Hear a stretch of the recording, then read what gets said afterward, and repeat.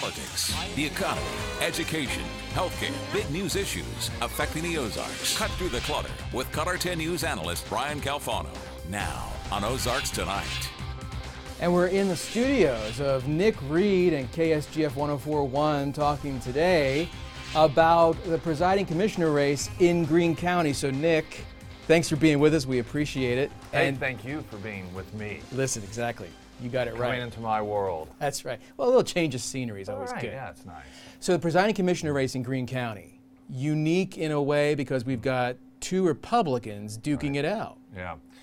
And in some capacity, what you would consider to be establishment Republicans. But this is really going to be an interesting test for Republicans in Greene County because you do have two candidates that in one capacity or another have been embraced by the establishment. You've got Bob Cirtin, and then you have Bob Dixon. And Cirtin the incumbent. Cirtin is the incumbent, and he is the individual that has been the subject of a lot of scrutiny. I don't know which way it's going to go.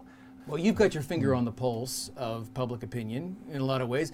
We don't have any polling that I think we're aware of publicly right now. So what are your listeners saying about this? I mean, what is the sense of how they might vote on August 7th? When this comes up in terms of conversation, and it hasn't really been in the context of the specific election, but just the controversy that's been going on, generally this audience is one that has not been favorable of Bob Cirtin.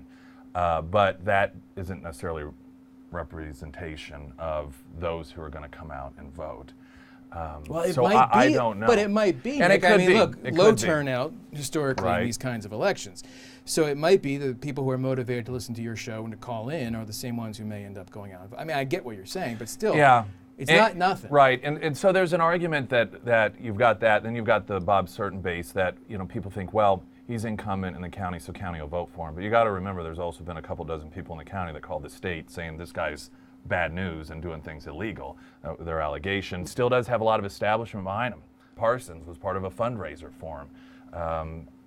After all of those things occurred, along with a number of high-profile people also. So he's got connections. He's got the establishment behind him, he does, which is interesting because generally Bob Dixon, who's challenging him, is sort of an establishment guy too. So they're torn between two worlds here, but thus far publicly it seems as if they're supporting Bob Cirtin.